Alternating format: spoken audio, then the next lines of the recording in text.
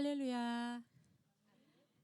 비바람을 뚫고 에덴교회 주일 2부 예배에 오신 모든 분들을 주님의 이름으로 환영하고 또한 축복합니다. 우리 이 시간 사도신경으로 신앙 고백하며 예배의 자리로 나아가도록 하겠습니다.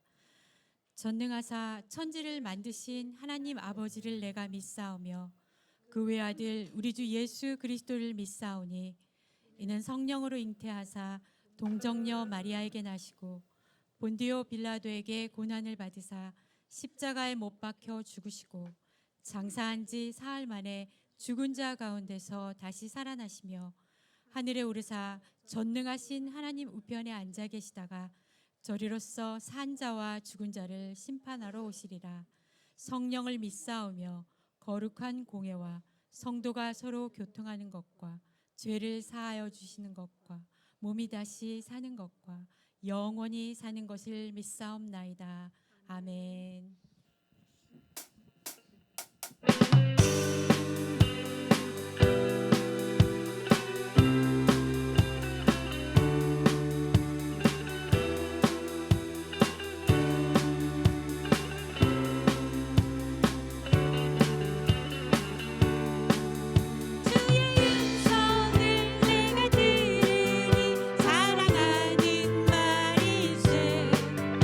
믿는 마음으로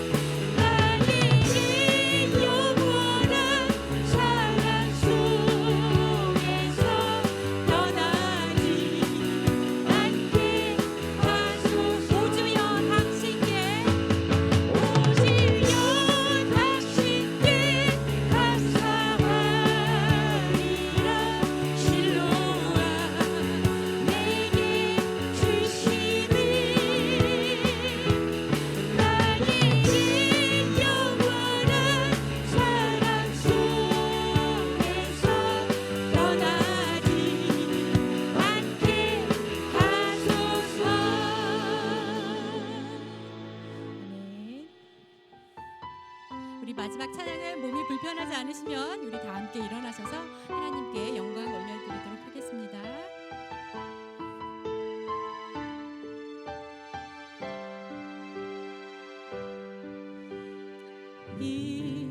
빛으로 임하신 주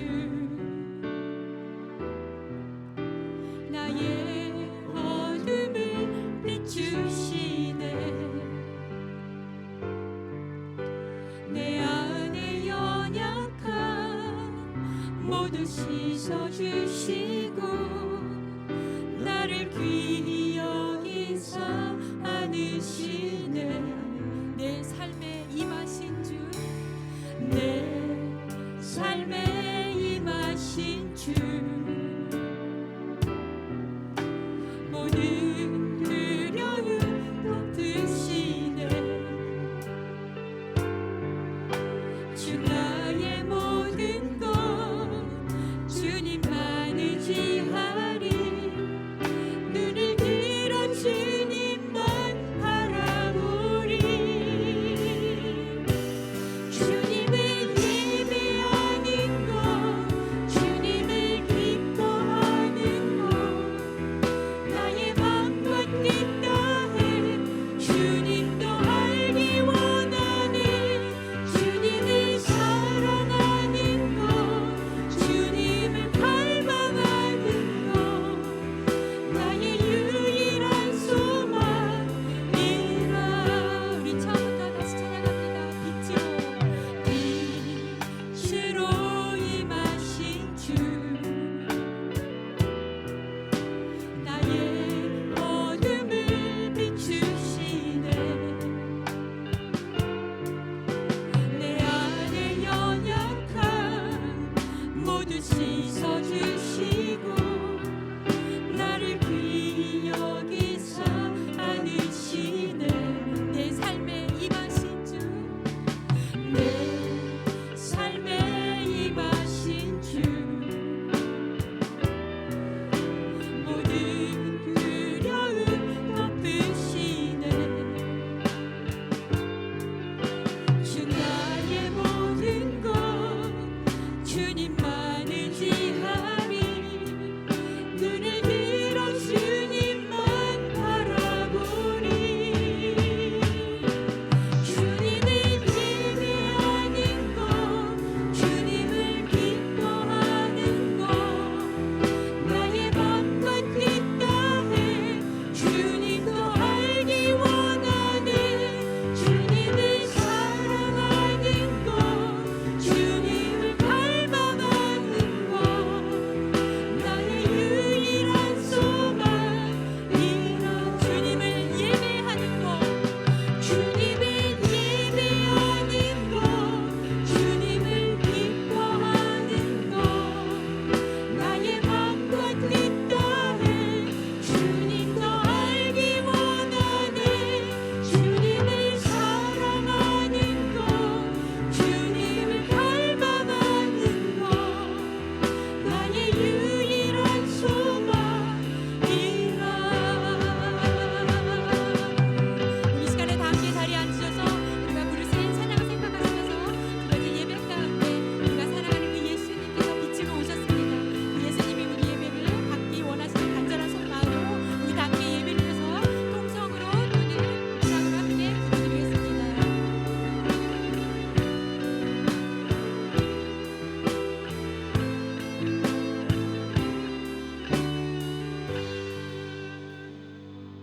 기도드리겠습니다. 세상에서 가장 크고 강한 창조의 손, 권능의 손, 심판의 손, 구원의 손으로 우리를 인도하시는 참 좋으신 하나님, 바람과 바다도 순종케 하시며 귀신 들린 자의 생명도 존귀하게 여기시는 하나님, 그 하나님이 우리들의 아버지 되심을 진심으로 감사드리며 경건한 마음으로 찬양하며 영광의 예배를 올려드립니다. 예배 중심으로 사는 삶 속에 예수님을 믿는 흔적으로 우리의 약함이 주님의 능력이었음을 알게 하시고 또한 지나간 모든 고난이 주님의 은혜였음을 고백하오니 범사에 감사하며 담대한 믿음을 지켜가게 하옵소서. 이제 막 문턱을 넘어선 2026년도에는 주께서 친히 새 일을 행하시는 교회 모든 사역 위에 성령의 기름 부으사 더욱 활성화시켜 주옵시고, 특별히 사랑방들 위에는 주의 사랑을 전하는 십자가 군병들이 되어 생명의 복음을 전하기에 힘쓰는 믿음의 공동체로 세워 주옵소서.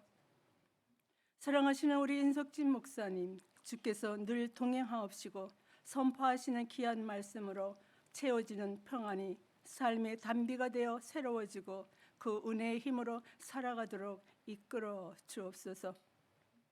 권능의 주님, 교육관 증축이 더 이상 지체되지 않고 완공되어 다음 세대들을 은혜의 삶으로 인도하는 예배 추서가 되도록 예배 에셀의 능력으로 역사하여 주옵시고, 올려드리는 어린이 교회 학교 예배와 중고등부 예배를 통해 홀로 큰 영광 받아 주옵소서. 여러 곳에서 주님이 주시는 비전으로 하나님만을 의지하며 복음의 씨를 심는 선교사님들의 헌신을 기뻐 받으시고 주님의 영역을 넓혀가는데 조금도 부족함이 없게 하옵소서.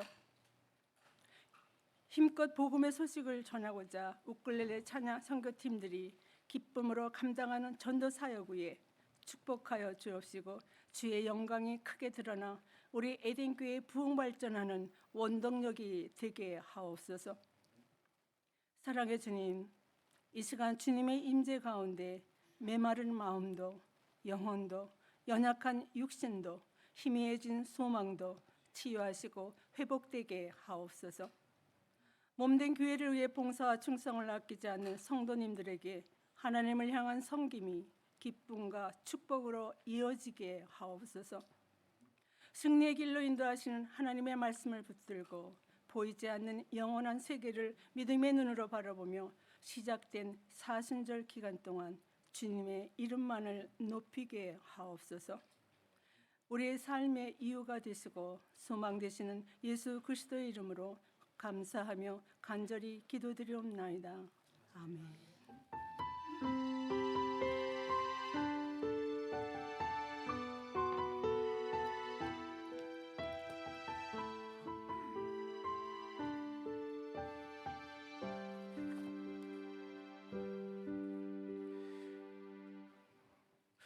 할렐루야, 아멘. 예, 오늘도 이렇게 비바람을 뚫고 오신 여러분들 주님의 이름으로 다시 한번 축복하고 환영합니다. 정말 고생하셔서 오셨는데요, 오신 만큼 하나님의 은혜가 여러분들에게 충만하길 바라면서 이 시간 우리 하나님 말씀 듣기 전에 먼저 교회 소식 몇 가지 살피시고 그런 다음에 같이 또 하나님 말씀 듣겠습니다.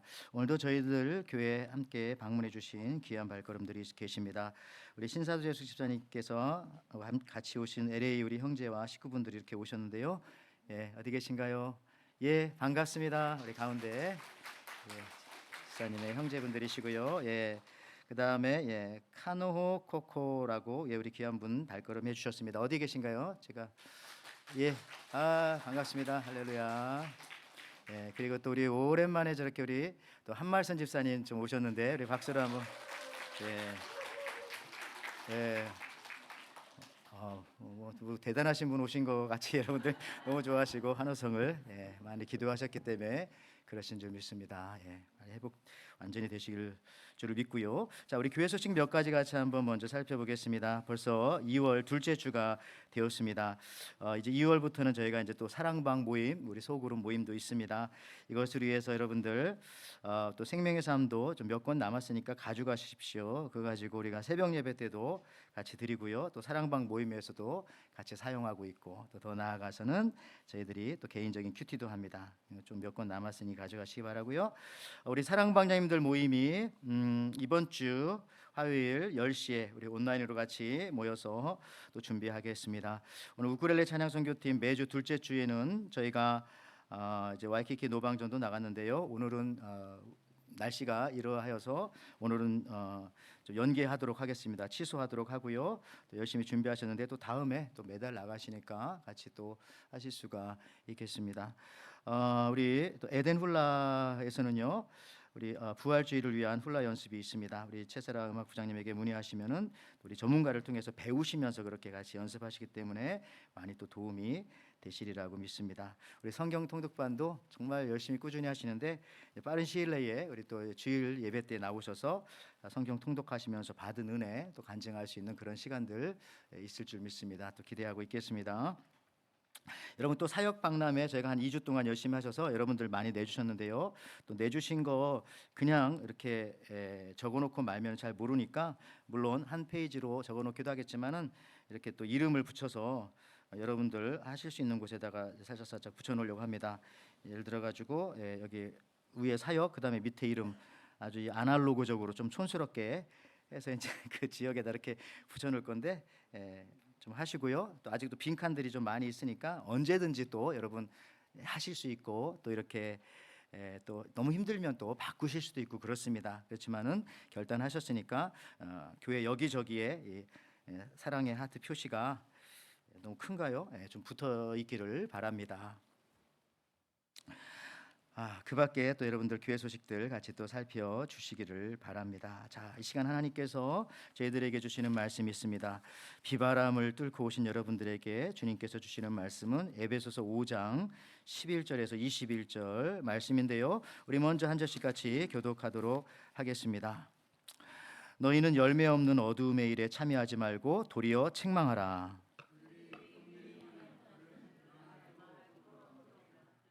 그러나 책망을 받은 모든 것은 빛으로 말미암아 드러나나니 드러나는 것마다 빛이니라.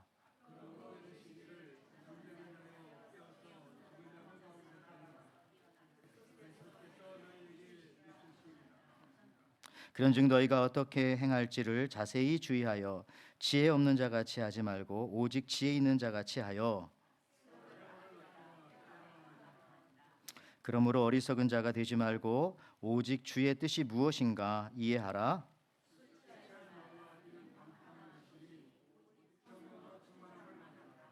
시와 찬송과 신령한 노래들로 서로 화답하며 너희의 마음으로 주께 노래하며 찬송하며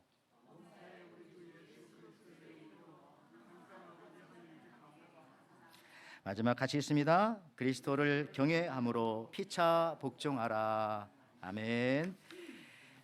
자, 오늘 하나님께서 저와 여러분들에게 에베소서 5장 11절에서 21절에 있는 이 말씀 가지고 충분으로 충분하지 않다. 충만해야 한다.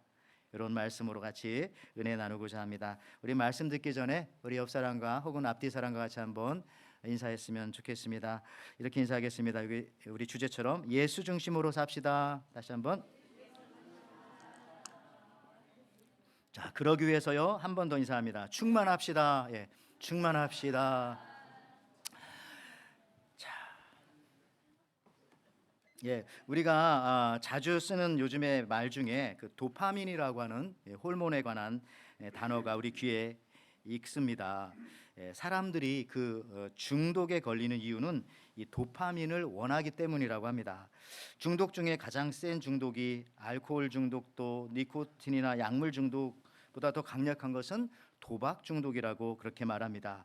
왜냐하면은 이 도박은요 돈을 따는 기쁨으로 도박을 하는 것이 아니라 돈을 따는 기쁨으로 도박 중독에 걸리는 것이 아니라 돈을 딸 수 있다는 기대감, 그 기대감 때문에 도박을 끊을 수가 없는 것이라고 합니다. 그런데요 확률상 여러분들 돈을 딸기가 쉽지가 않아요. 확률상 그렇게 설계되어져 있습니다. 그래서 도박 중독에서 헤어나오기가 매우 어렵다. 그러니까 여러분 이런 거죠. 시스템이 그래요. 세상에는 만족함이 없습니다. 세상에는.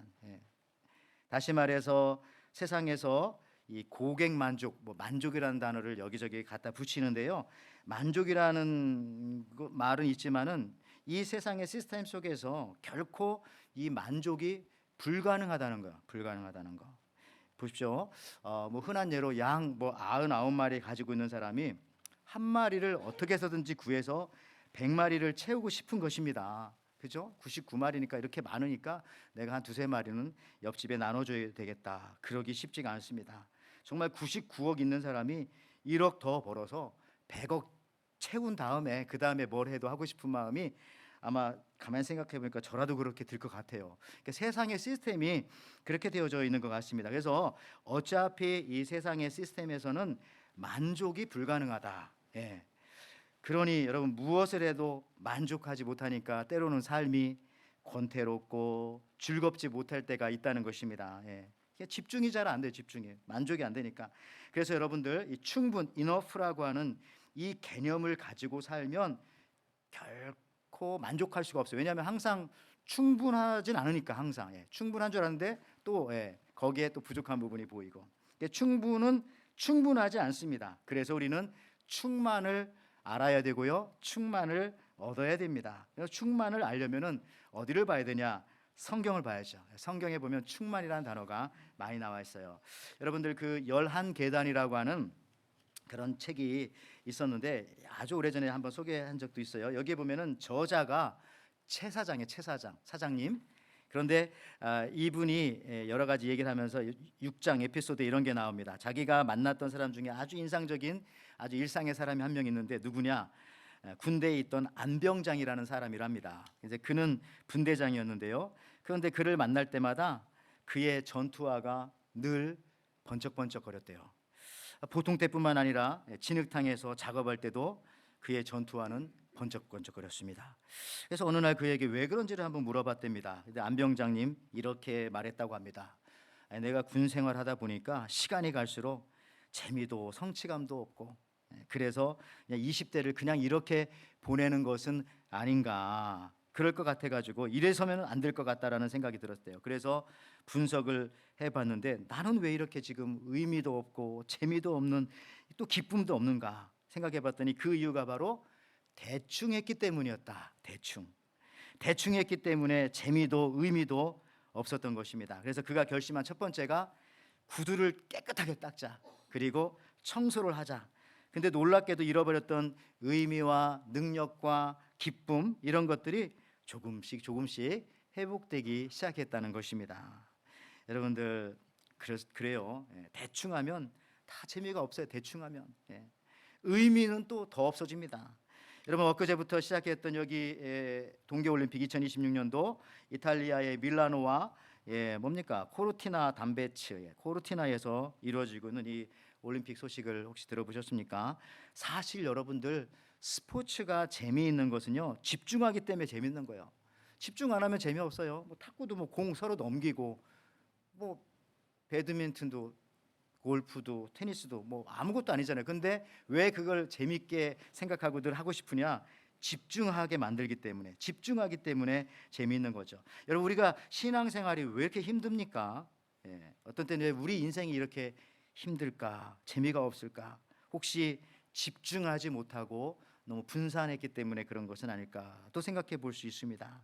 여러분 재미있는 삶을 원한다면 대충 하면 안 되고요. 여러분들 집중하는 겁니다. 의미 있는 삶을 살려면은 집중하여 충만하게 넘치도록 하는 것이죠. 내가 할 수 있는 것보다 조금 더 할 때 그걸 넘친다고 하거든요. 그것이 바로 충만입니다. 그때 힘이 생기고 그때 근력이 생기고 그때 조금 더 성장하게 되는 겁니다. 할 수 있는 것만큼 하는 게 아니라 그거보다 조금 더 넘칠 때, 그게 충만이라는 것이죠. 여러분 오늘 본문 14절에 보면은 두 종류의 사람이 나옵니다. 똑같이 눈 감은 사람이지만요, 한 사람은 죽은 사람이고 한 사람은 잠자는 사람입니다. 오늘 에베소서 오늘 본문 5장 14절 보십시오. 그러므로 이르기를 잠자는 자여 깨어서 죽은 자들 가운데서 일어나라. 그리스도께서 너에게 비추이시리라 하셨느니라. 그렇죠? 죽은 사람은 더 이상 소망이 없습니다. 물론 예수님께서 죽은 자를 살려주시게 하셨지만은 그것은 그 예수님이 있을 때 얘기고요. 죽은 자는 소망이 없어요. 그래서 우리가 죽기 전에, 돌아가시기 전에 전도하려고 하고 복음 전하려고 하고 예수 믿게 하려고 하는 게 이유가 거기 있는 거죠. 죽은 자는 소망이 없어요. 근데 잠자는 자는 겉모습은 다 똑같이 눈 감고 있지만은 아직은 소망이 있습니다. 그래서 오늘 말씀처럼 잠자는 자여 죽은 자 가운데서 일어나라. 여러분들 이 잠자는 사람들은요 눈을 감고 있어서 죽은 자 같지만요 이렇게 핸드폰에다가 불을 켜가지고 눈에 이렇게 하면은 그 잠자던 사람 눈알이 막 움직이더라고요. 예, 죽은 것 같이 해도 그런 것처럼 달라요. 예, 반응이 있다는 겁니다. 이게 성경은 마지막 때를 살아가는 저와 여러분들에게 말씀하십니다. 잠자는 자여 죽은 자들 가운데 일어나라. 오늘 여기 계신 분들은 그 중에서 일어나서 죽음이 지배하는 세상에서 일어나서 잠에서 깨어서 이 자리에 나와서 정말 살아계신 하나님 앞에 예배드리고 있는 줄을 믿습니다. 아멘. 여러분, 성도 여러분, 어떻게 살지를 여러분 아직도 고민하고 계십니까? 어떻게 살지를? 내가 아직 아이도 아닌데, 어린애도 아닌데 그런 것은 이 나이에 내가 고민해야 하나 할지 모르겠지만 사실은 죽을 때까지 우리는 어떻게 살아야 할지를 고민하셔야 합니다. 그게 맞아요. 그게 성경적입니다. 왜? 오늘 에베소서 5장 15절 말씀 보십시오. 그런즉 너희가 어떻게 행할지를 자세히 주의하여 지혜 없는 자같이 하지 말고 오직 지혜 있는 자같이 하여. 나이 드셨다고 뭐 아무렇게나 살고 그냥 사는 게 아닙니다. 성경은 분명히 말하죠. 나이에 상관없어요. 어떻게 살아야 할지를 매일매일 고민하고 매일매일 기도하고 매일매일 살펴보라는 것입니다. 그러면서 하시는 말씀이 몇 가지 팁을 주시는데 15절에 그렇게 말씀하시면서 16절에 자, 세월을 아껴라. 너의 opportunity를 만들어라. 17절에 주의 뜻이 무엇인가 이해하라. 이렇게 쭉 말씀하시다가 핵심적으로 18절에 이렇게 결론처럼 말씀하십니다. 에베소서 5장 18절에 술 취하지 말라 이는 방탕한 것이니 오직 성령으로 충만함을 받으라. 그렇죠? 그러니까 세월을 아끼는 게 어떤 거냐? 성령 충만함 받는 것이다. 주의 뜻을 이해하는 것이 무엇이냐? 성령 충만함 받는 것이다. 문장 구조상 그렇게 되어져 있어요. 오늘 시간이 없어가지고 다 뜯어서 볼 수는 없지만 그 교차 대조법으로 성경 그렇게 써져 있어요. 18절의 핵심입니다. 성령으로 충만함을 받으라. 여러분 어떻게 살라고 하십니까? 성령 충만함을 받으라고 하셔요.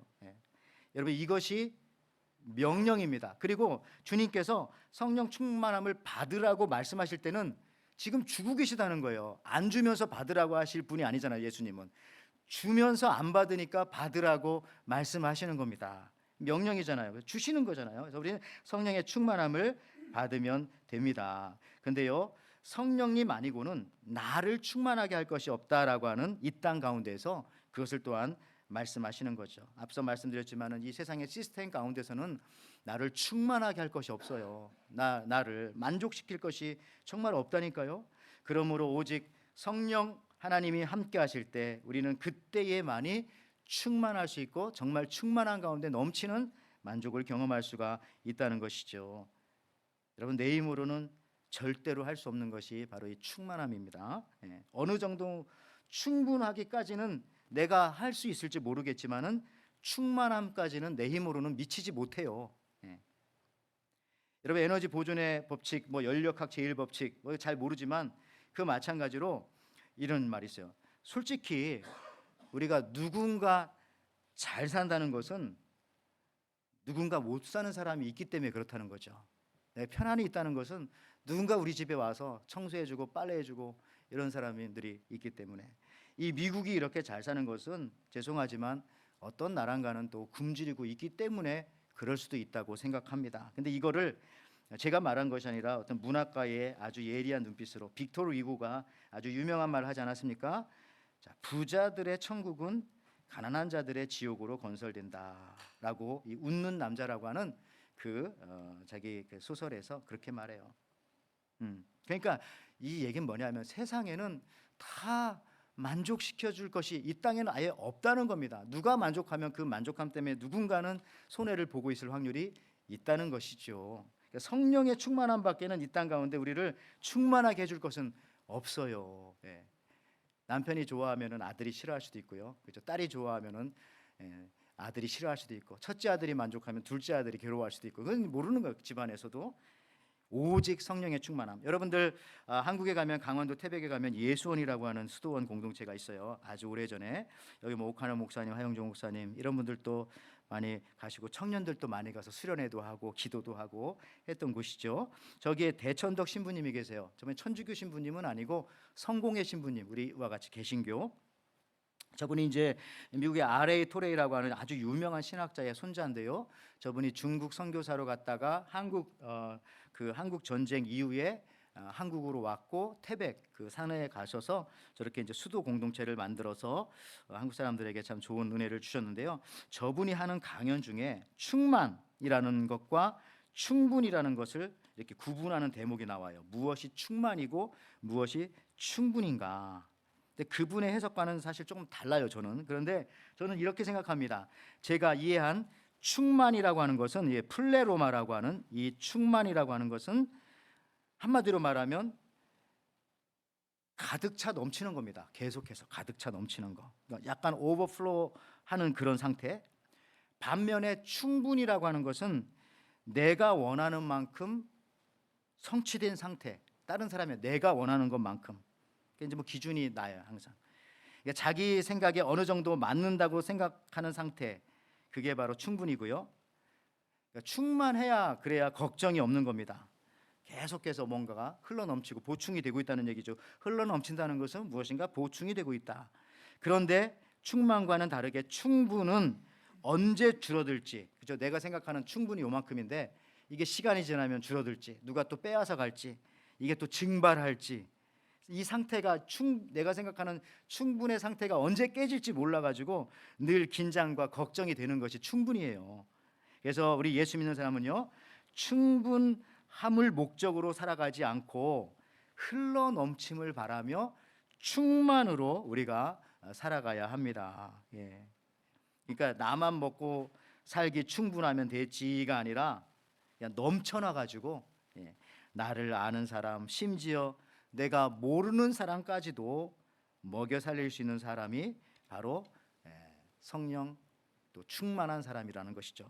여러분, 그래가지고 성령 충분이란 말은 여러분 못 들어보셨죠? 우리 성령 충분합시다, 그런 사람 없어요. 기도하면서 하나님 저에게 은혜 충분하게 이런 거 아니잖아요. 충만하게 달라고 성령 충만이라는 말을 쓰죠. 누군가 그냥 갑자기 큰 소리로 하나님 성령 충분하게 해주십시오 그럼 다 쳐다볼 거요. 저거 우리가 쓰는 말 아닌데. 아니잖아요. 우리는 성령 충만해요. 충만. 그래서 저는 이렇게 생각합니다. 이 말이 여러분들 마음속에 이해가 되실지. 충분 지옥, 충만 천국. 충분은 늘 지옥이에요. 왜냐하면 언젠가 이게 깨질까 봐 늘 걱정하잖아요. 내가 생각하는 충분함이 요건데 이게 깨질까 봐, 이게 부족할까 봐, 사라질까 봐. 근데 충만은 언제나 넘치니까 괜찮아, 없어지면 또 생기고 또 생기고 하는 거니까. 여러분들 애틀랜타 태생의 아주 유명한 기독교 저자 그분의 책에서 말하기를 이렇게 말했어요. 호수에 물이 가득 차 있는 것이 충만이 아니라 충만은 호수 밑바닥이 지하수와 연결되어져 있을 때 그것을 충만이라고 한다. 그렇게 말했으니까 겉모습으로 그냥 호수에 물이 가득 차서 이렇게 있다고 해서 그게 충만이 아니라는 겁니다. 그건 그냥 충분한 것뿐이에요. 언제 없어질지 몰라요. 진짜 충만은 호수 밑이 지하수와 연결되어져 있어서 늘 호수 밑에서 샘물이 늘 솟구쳐 올라야 그게 바로 충만이라는 것이죠. 그래서요, 이 충만이라는 것은 겉모습으로는 사실 알 수가 없어요. 겉모습으로는 보이지는 않지만 내면에서 계속 공급되어지는 말씀과 기도의 줄이 연결되어져 있는 그런 상태, 그게 바로 이 충만의 상태라고 그렇게 말씀할 수가 있습니다.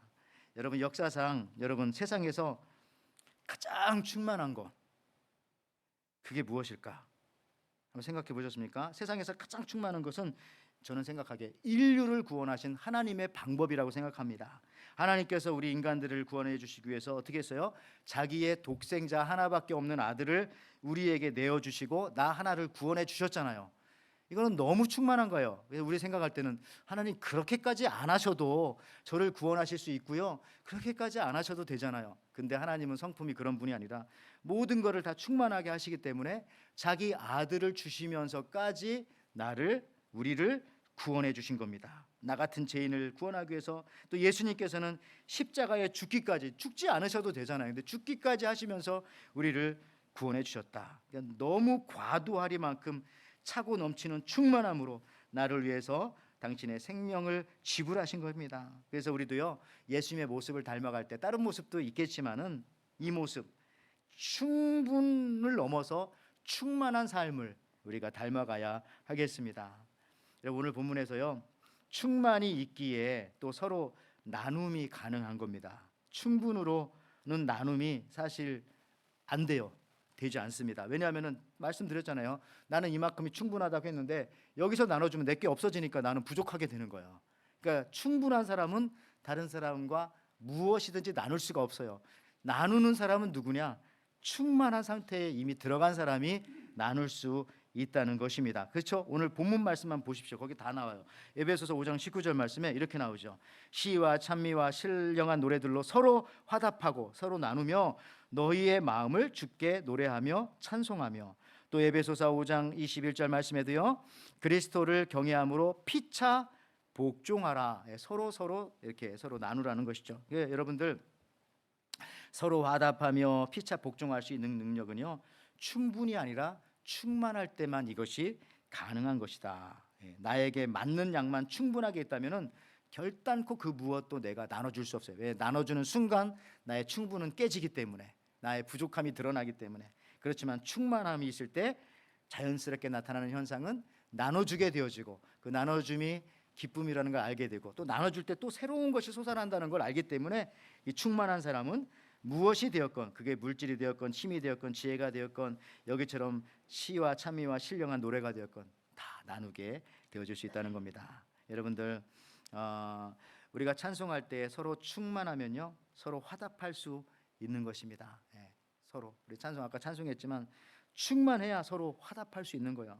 한쪽이 충만하면 놀랍게도요, 다른 쪽은 그 충만함으로 이렇게 이끌려져 가게 되어져 있어요. 앞에서 막 신나게 또 여러분들 아주 힘차게 찬양하면 옆에 있던 사람들도 처음에는 왜 저러나 하지만은 그렇게 안 하는 내가 이상하다 생각하면서 같이 찬양하게 되고 같이 기도하게 되어지고 같이 또 봉사하게 되고, 우리 사역박람회 하지만은 다 하는데 나 혼자만 안 하면 어쩔 수 없이 하게 되잖아요. 다 안 하면 다 안 하게 되고, 이게 충만함 쪽으로 무엇이든지 다 옮겨가게 되어져 있어요. 그러니까 세상은 충만 쪽으로 이끌리게 되어져 있다. 충만함의 힘이 작용하는 겁니다. 충만한 사람 하나가 나타나면 그 주위에 사람들이 서서히 충만하게 되어져 갑니다. 왜 그러냐면은 충만함의 특징이 아까 말했지만 흘러 넘침이거든요. 넘치면서 옆 사람들을 서서히 적셔가게 되어져 있기 때문에 충만한 사람 옆에는 그것이 무엇이 되었건 그 옆 사람도 그렇게 되어져 가는 놀라운 역사가 나타난다는 겁니다. 여러분, 우리 에베소서 5장 11절 말씀에 이 충만이라는 말을 이렇게도 표현합니다. 열매라고. 너희는 열매 없는 어둠의 일에 참여하지 말고 도리어 책망하라. 그렇죠? 열매는 충만함의 상징이라고 생각합니다. 열매를 맺기 위해서 사실은 모든 것이 다 충만해야 됩니다. 그렇죠? 저는 나무를 생각해 봤어요. 열매니까 뭐 배나무, 사과나무, 나무의 잎과 가지, 뿌리 이런 것들이 충분하게 있을지라도요, 그것이 모든 것이 연합해 가지고 하나가 되어져야 충만이 맺혀지는데 그게 바로 열매라고 생각합니다. 이렇게 생각해 보십시오. 햇빛과 물과 영양분과 농부의 사랑과 보살핌, 이 모든 것이 연결되어질 때 그게 충만함의 결과인 열매가 되는 겁니다. 근데 어떤 사람은 물은 충분히 주었는데 물 주고 나서 더 이상 돌보지 않아요. 그러면 열매가 없는 겁니다. 충만하지 못한 거죠. 자기 딴에는 충분하게 물만 주면 될 거라고 해서 물만 줬는데 열매가 안 맺혀요. 그냥 뿌리가 썩어버리고 말죠. 어떤 사람은 그래, 식물은 열매는 햇빛만 많이 받으면 돼. 자기 딴에는 그것이 충분히 그 정도면 충분하다고 생각해서 햇빛만 많이 쐬게 하고 거기다가 물이라든지 영양분을 공급하지 않아요. 그럼 뭐 열매가 맺히겠습니까? 맺혀도 쭉정이가 맺히는 것이죠. 그래서 이 충만이란 개념은 모든 것이 협력하여 하나의 열매를 만들어가는 것이고, 그래서 충만한 사람만이 열매를 맺을 수 있다는 겁니다. 신앙생활을 하건 뭐 가정생활을 하건 뭐 자녀를 키우건 사업을 하건 충만한 사람이 결국은 열매를 얻게 되는 것이다. 근데요, 이 충만을 여러분들 너무 그 엄청난 것으로 생각하지 마시기 바랍니다. 충분 다음이 충만일 수도 있어요. 그러니까 충만한 것은 성령님이 함께 하시면 누구나 다 얻을 수 있는 거예요. 성령님이. 자, 물을 여러분 생각해 볼 때 99도가 충분이라면은 충만은 거기다 플러스 1도 더해 가지고 100도, 그게 충만이라고 생각합니다. 99도까지는 충분. 왜냐하면은 거기다가 물이 99도일 때는 물이지만 100도가 되면은 또 다른 세계로 날아가잖아요. 수증기가 되어서. 그렇죠? 임계점을 지나면은. 여러분들, 그러나 99도에서는 언제나 그저 물일 뿐입니다.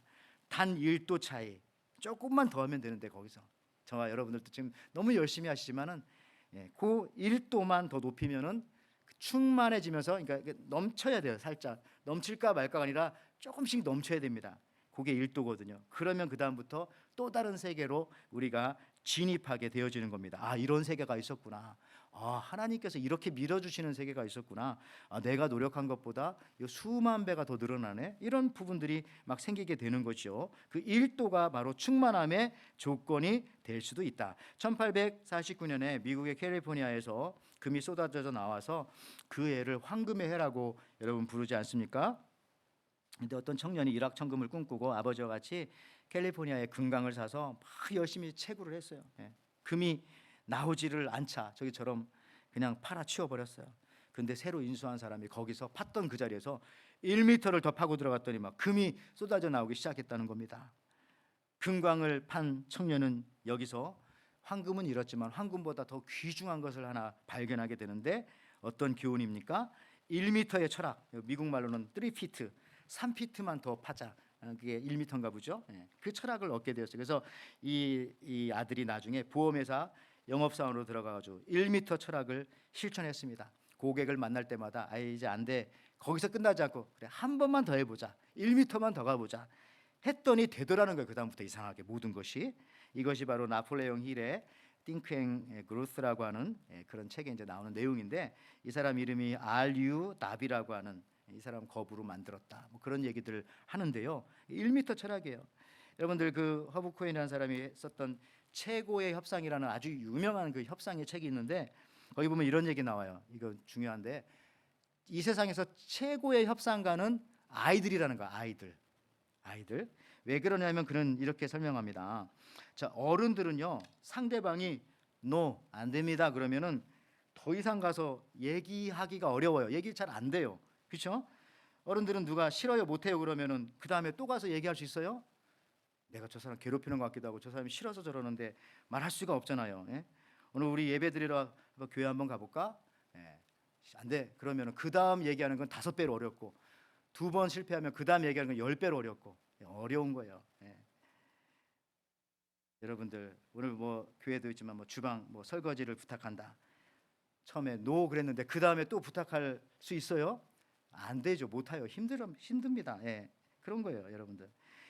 이렇게 어른들은요, 어렵게 말을 꺼냈는데 상대방이 안 돼요, 뭐 다른 약속 있어요 그러면서 거절하면은 다시는 그분에게 가서 말하는 것이 쉽지가 않다는 거예요. 거의 못합니다. 거의.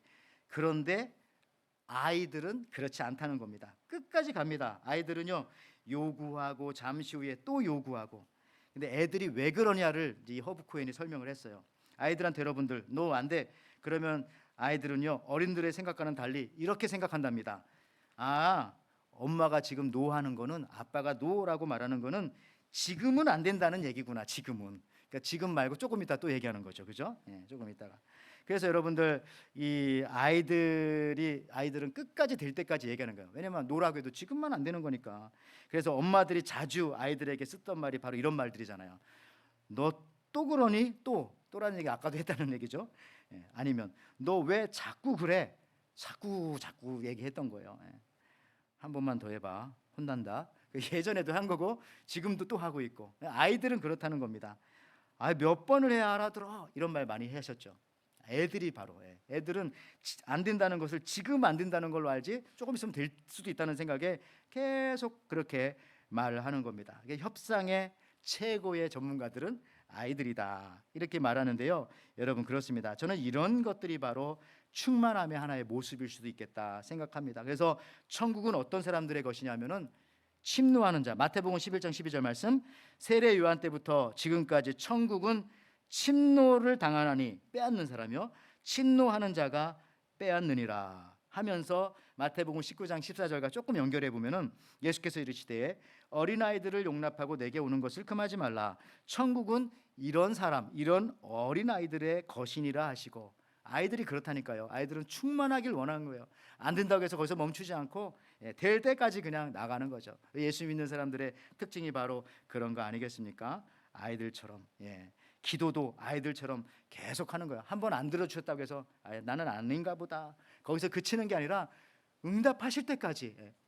성경 나오잖아요. 예배도 여러분들 한 번 드려서 뭐 됩니까?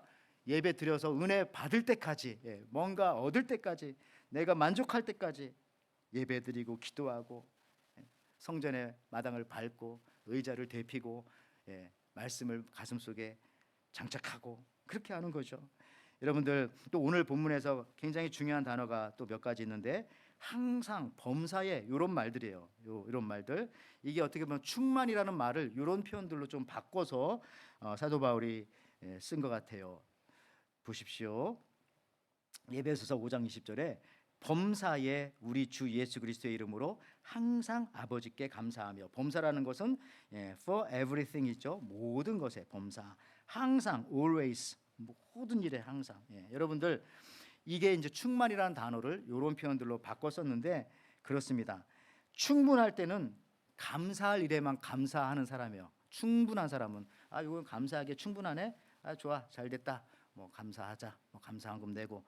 이게 이제 충분한 사람이고요. 뭐 그것도 대단하죠. 근데 충만한 사람은 항상 잘 될 때나 안 될 때나 잘 될 줄 믿습니다 하면서 기도하고 나아가는 거죠. 그래서 충만한 사람, 항상 for everything, 모든 일에 충분하다고 생각할 때는요, 그렇죠. 감사할 일에만 감사하는 거예요. 흘러 넘치는 충만이 있을 때 모든 것에 다. 이제 말씀을 좀 여러분들 좀 마무리해 가면서 언제나 우리의 마음이 왜 불안하냐면은 늘 내가 생각하는 충분이라는 기준을 갖고 있기 때문에 그렇습니다. 이 충분이 언제 무너질지 모른다. 이 정도면 행복한데, 그러니까 그걸 넘어서야 돼. 우리 예수 믿고 하나님 믿고 충만으로 막 충만의 세계로 가야 뭐까지 무너져봤자 하나님께서 계속해서 샘솟게 주시는 것이 많은데, 우리가 주님의 사역에도요 충분으로 사역하는 것이 아니라 충만으로 사역을 하는 겁니다. 예를 들어 가지고 어떤 분들 어르신들 계시지만 내 나이에 이런 일을 하기에는 충분하지가 않아. 그건 이제 본인이 생각한 그 충분의 조건이죠. 근데 하나님께서는 충만으로 일하시지 충분으로 일하시잖아요. 모세를 그렇다면은 왜 40에 부르시고 20에 부르시지 왜 80이 다 된 모세를 부르셨겠어요? 주님 보실 때 그때가 충만했기 때문에, 성령이 충만해져 가고 있기 때문에 그때 불러주신 거예요. 그러니까 이것이 내가 생각하는 충분으로 얘기하면은 어떤 일들도 온전하게 우리가 할 수가 없는 것입니다. 그래서 충분이란 말은 늘 부족에 대한 생각이 그 말 자체에 이미 들어가 있잖아요. 충분이라는 말 속에. 그러니까 그게 아니라 우리는 성령 충분 구하지 않고 성령 충만함을 구하고, 은혜 충분 구하지 않고 은혜의 충만함을 구하면서 우리가 살아가는 것입니다. 여러분들 충분은 아무리 생각해봐도 참 불안해. 항상 달랑달랑. 우리 가스 그 자동차에 뭐 하와이는 좀 땅이 작아서 그렇지만 본토에서 뭐 이렇게 멀리 운전할 때에 막 이렇게 거의 MT가 다 될 때까지 막 너무 막 그 불안해 본 적 있습니까? 전 몇 번 그러 본 적이 있었거든요. 그게 충분한 것 같아요. 내 생각에는 요 정도면 충분할 것이다라고 출발했는데 가도 기름은 없어지는데 주유소는 안 나타나고 그런 데가 있어요. 사우스다코타 이런 노스다코타 같은 데 가면 그럴 때 하나 더 싣고 올 걸 뒤에다가 이런 느낌 받죠. 여러분들 충만. 저는 이 어린 시절에 제 시골에 자랐는데 시골에 그 우리 마을에 절이 하나 있어요. 절이. 근데 그 절에 소풍 때마다 이제 학교에서 그냥 가서 갔는데 그때마다 저는 항상 궁금했던 것이 그 대웅전이라고 하나요, 불교에. 거기에 이제 부처님이 이렇게 앉아 있잖아요. 이렇게 앉아 있지 않고 이렇게 앉아 있죠, 참.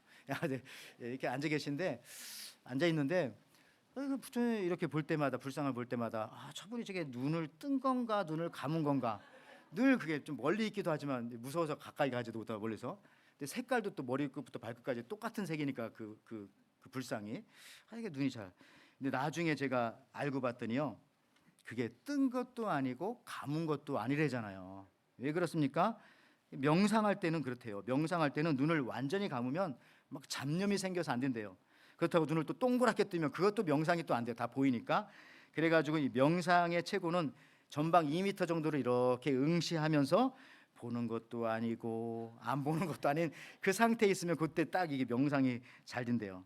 또 오늘 여러분 설교 내용 다 잊어버리고 이것만 또 기억하고 하셔서 명상하면 안 됩니다. 벽 보고. 여러분들 그래서요 이거는 이제 불교식인 거예요. 하는 것도 아니고 안 하는 것도 아닐 때 그것이 명상으로서는 최상의 상태인지는 모르지만 우리 그리스도인의 삶은 그게 아닙니다. 예, 우리는요 충만함을 구하기 때문에 죽으면 죽었고 살으면 살은 거고 하면 하는 거고 안 하면 안 한 거죠. 아프면 아픈 거고 안 아프면 안 아픈 거죠. 어떤 사람은 맨날 아파가지고 제가 말도 못 붙이는 애, 어떤 때는 안 아픈 것 같은데 식당에 가면 늘 있고 알람 하나 쇼핑센터 가면 늘 있는데 늘 아프고 차라리 아파야 병원에 가서 고치는데 제가 볼 때는 안 아픈 것 같아요. 여러분들 예수 믿는 사람들은 분명해야 됩니다. 예? 그렇죠? 예, 우리가 불교식으로 예수님 믿으면 안 되는 거예요. 우리 기독교 성경식으로 요한계시록 3장 15절 16절에 내가 네 행위를 아노니 내가 차지도 아니하고 뜨겁지도 아니하도다. 내가 차든지 뜨겁든지 하기를 원하노라. 내가 이같이 미지근하여 뜨겁지도 아니하고 차지도 아니하니 내 입에서 너를 토하여 버리리라. 예, 엄한 주님의 말씀인데요. 우리 여러분들이 구약 이제 말씀 좀 구약 성경에 엘리사가 나와요. 엘리사가 대단한 선지자입니다. 기적을 14개나 행했던 사람인데요. 이분이 어떻게 죽었냐면 병들어 죽게 됐어요. 병들어. 성경에 그렇게 나와요. 엘리사가 병들어 죽게 되매. 저는 이 말도 은혜가 되더라고요. 하나님을 잘 믿고 저렇게 뭐라고 할까? 기적을 엄청난 죽은 자도 살렸던 분도 저렇게 병들어서 돌아가시는구나. 우리도 그럴 수 있다는 걱정하는 병든 게 잘못이 아니에요. 괜찮아요. 근데 이게 엘리사가 자기가 병들어 죽게 된 것을 알고 그때 그 나라 왕인 요아스 왕을 불러왔어요. 불러가지고 선지자로서 앞으로 어떻게 할 것인가를 얘기해 주는 겁니다. 그 당시에 이스라엘 바깥에는 강대국 아람이라는 나라가 있었어요. 지금의 시리아 아주 강력한 나라가 있었습니다. 이스라엘을 늘 공격하고 약탈합니다. 자, 그래서 열왕기상 13장 18절에서 19절 말씀에 엘리사가 요아스 왕을 부르고 이렇게 말합니다. 또 이르되 화살들을 집으소서. 곧 집음에 엘리사가 또 이스라엘 왕에게 이르되 땅을 치소서 하는지라. 이에 3번 치고 그친지라. 하나님의 사람이 노하여 이르되 왕이 6번은 칠 것이니이다. 그리하였다면은 왕이 아람을 진멸하기까지 쳤으리이다. 그런즉 이제는 왕이 아람을 3번만 치리이다 하니라. 여러분들 이게 이제 엘리사가 이 요아스 왕에게 하는 말이잖아요. 아니 왕은 맨날 왜 이런 식입니까? 요것뿐만이 아니겠죠. 무슨 일을 해도 좀 충만하게 하셔야죠. 백성을 다스릴 때도 좀 백성을 사랑하는 그 충만한 마음으로, 하나님을 섬길 때도 좀 충만한 마음으로 하셨어야죠. 난 이제 하나님 나라 죽어서 가는데 이제 당신만 남을 텐데, 이런 식으로 이게 충만하지 않게 하면 어떻게 합니까? 이 표현이잖아요. 그죠? 하나님의 사람이 노하여, 아니 6번 쳐야지 그 3번만 치면 어떻게 합니까? 충만하라는 말을 이렇게 표현하고 있어요. 충만하지 않을 때 하나님의 사람이 노합니다. 그러니까 무조건 충만하라는 거죠. 하나님의 사람은 그만하라고 할 때까지 하면 되는 거 아닙니까? 또 어떤 사람도 이 말씀 보고 그럼 미리 말하지. 여러분 성경은 그런 거 아닙니다. 그거는 성경을 반하는 거예요. 기록된 대로. 여러분 주님의 일은 주님의 일을 너무 열심히 해가지고 그런 소리 한번 들어봐야 되지 않겠어요? 어느 날 목사님이 오더니 이제 좀 그만 좀 하세요. 그렇게 하다가 쓰러져요. 그런 소리 들어보신 분, 혹은 또 목사님한테 듣는 건 그렇고 성도들한테도 아유 권사님 좀 그만 좀 하라고 그러다가 진짜 이거 집안일 그 정도 몇 번 가끔은 들어봐야 1년에 한 번 정도는 완전한 승리가 있을 줄 믿습니다.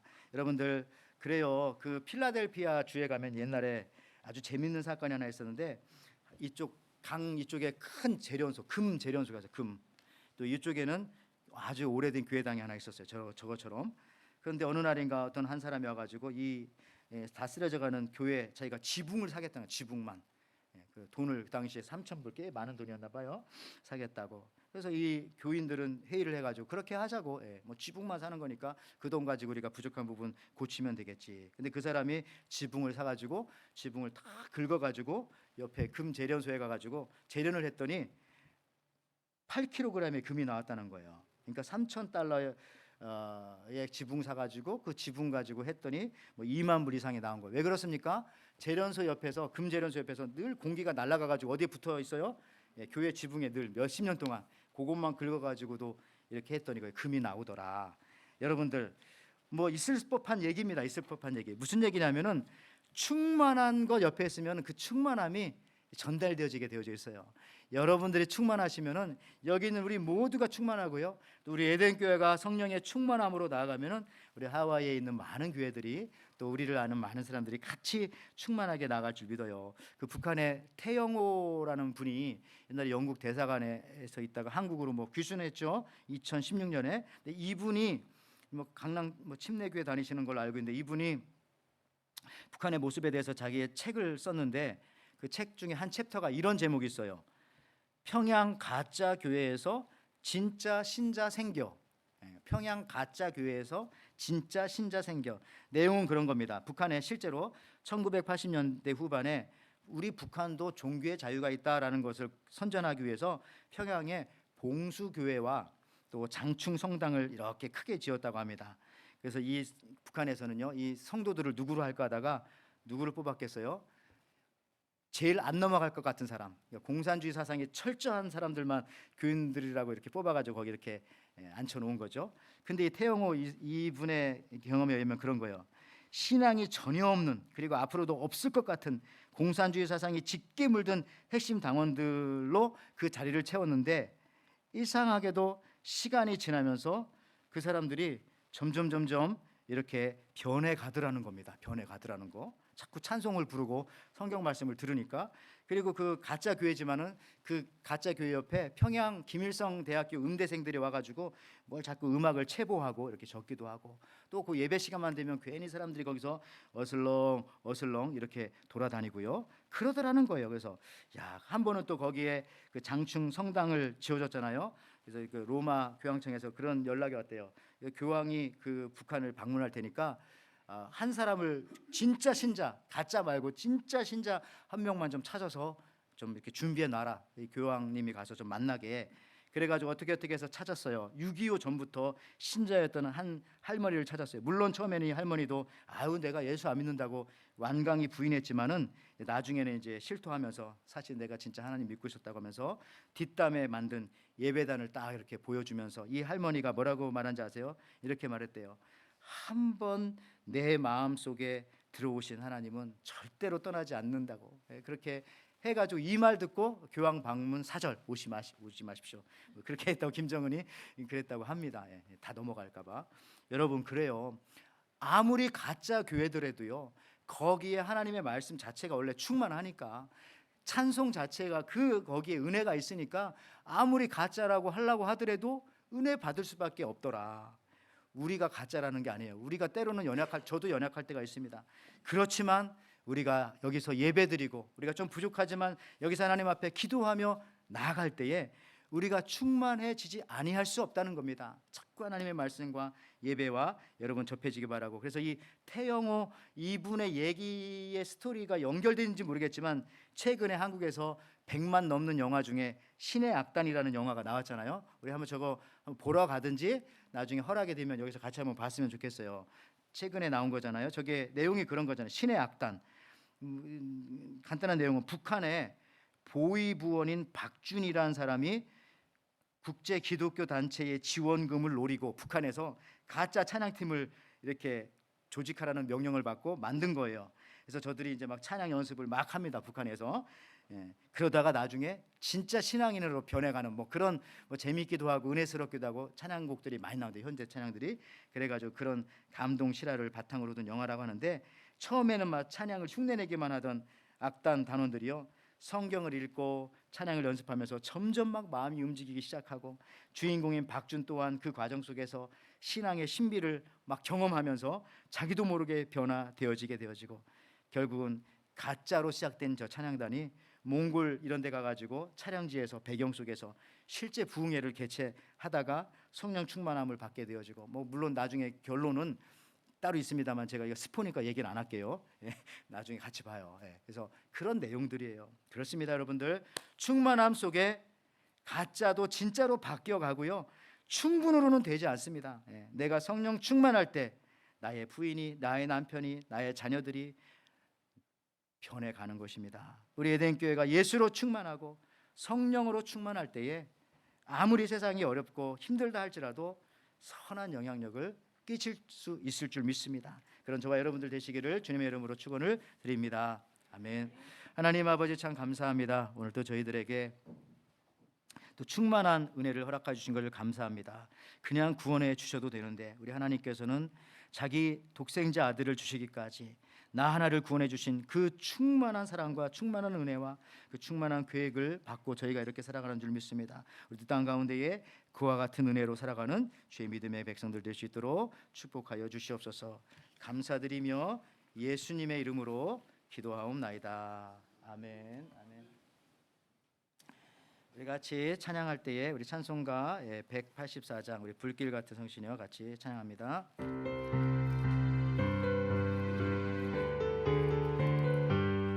불길 같은 성신여 간구하는 우리에게 지금 강림하셔서 영광 보여주소서. 성령이여 임하사 우리 영의 소원을 족하게 하소서. 기다리는 우리에게 불로 충만하게 하소서. 주의 제단불 위에 우리 몸과 영혼과 우리 가진 모든 것 지금 바치옵니다. 성신이여 임하사 우리 영의 소원을 만족하게 하소서. 기다리는 우리에게 불로 충만하게 하소서. 모든 것 다 바치고 비고비 내 마음에 성령 충만하도록 주여 채워주소서. 성령이여 임하사 우리 영의 소원을 만족하게 하소서. 기다리는 우리에게 불로 충만하게 하소서. 무속하신 주께서 우리 다 일어나서 찬양합니다.